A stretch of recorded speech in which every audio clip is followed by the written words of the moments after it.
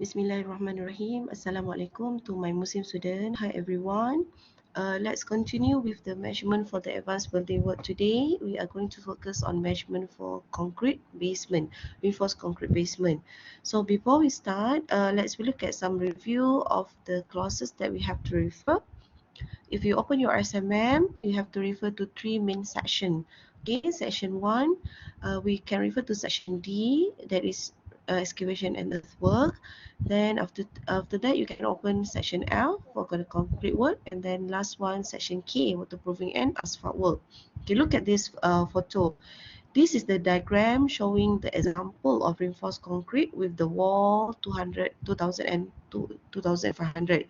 Normally you can see this basement at the lobby of the, at the hotel or maybe at the high-rise building. Okay, this is seems like the story that is installed below the ground level.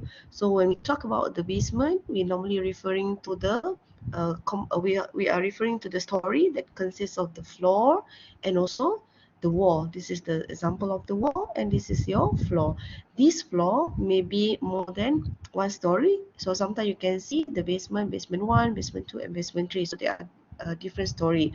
And the photo that I show here is the lowest level where this basement attached with the ground or attached with the soil.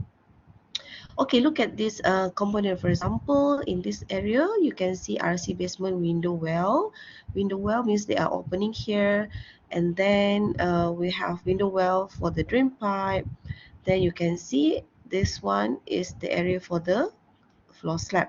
Okay, and this is the example where the basement is made from the rough foundation. If you refer to the rough foundation, it really looks like the slab that having more than normal thickness. For example, if the ground floor slab is 100 to 150 mm, this one can be more than that, can be double. In if you look at this example, it's about 380 mm thick, and the width is 1220. This is only example. Okay, let's we look at the next slide. What is the definition or review of what is the basement? A basement is part of the building that is either partially or completely below the ground level. Normally, if you look at the building, let's say this is the ground level, this is you. Okay, let's say this is the ground level. To know whether the basement can be fully below the ground level, this is the example. Let's say this is partially ground level in blue color, and let's say I change the color to another one. How to describe the basement that is partially or below the ground level? The blue color is partially basement. Okay, the pink color, this is the example whether this is maybe basement number 1 and this is basement number 2. So it can be either completely below the ground level or partially below the ground level. When we say partially below the ground level, maybe half of the area is actually on the top of the ground level, and only half of this area is below the ground level. And if let's say we identify the basement is completely below the ground level, maybe you have full story below the ground level, maybe basement number 1, maybe basement number 2.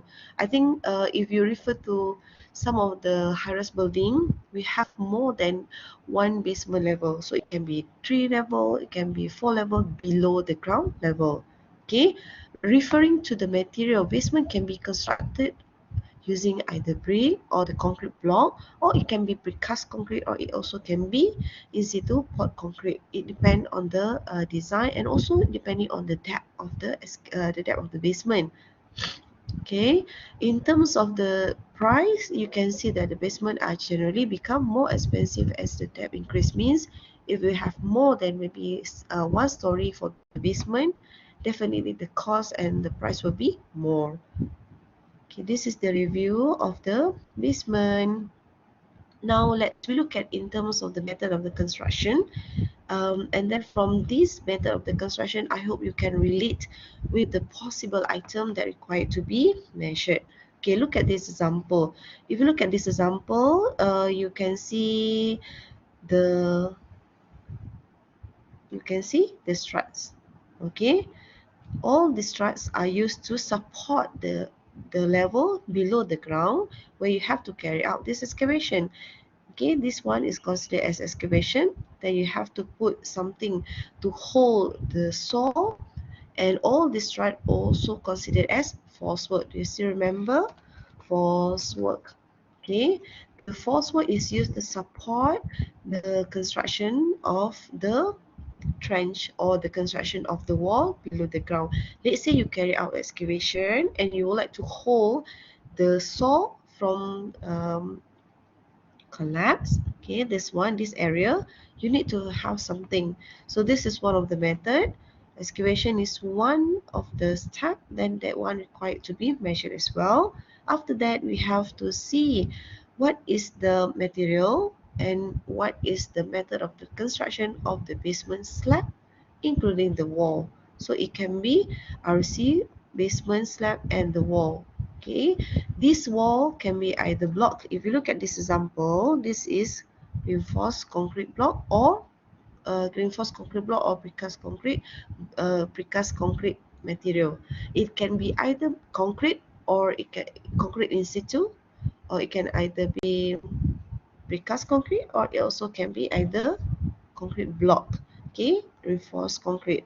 And last one, definitely, because this structure is attached with the underground, we need to make sure that the underground water cannot pass through, or there is no moisture from the ground can pass through.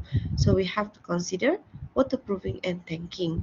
Okay, if you look at this example of the photo, this one shows the possible item to be mentioned as well. Number one, you may need to consider item for excavation. Number two, once you see the word RC, especially for the in situ, it is understandable that you should have concrete, reinforcement, and formwork. Three main items to be measured. But then in terms of the design, maybe the reinforcement can be more than one type, because you need to have the high tensile, or maybe the multi, or maybe maybe a combination of these two. Okay, in terms of the wall as well, if you look at these two different elements, there are three elements, there are three subcomponents to be measured for the slab, and there should also be the three main components to be measured for the wall. And the construction of this wall can be similar with the method of the construction of the shear wall, if it is made from reinforced concrete.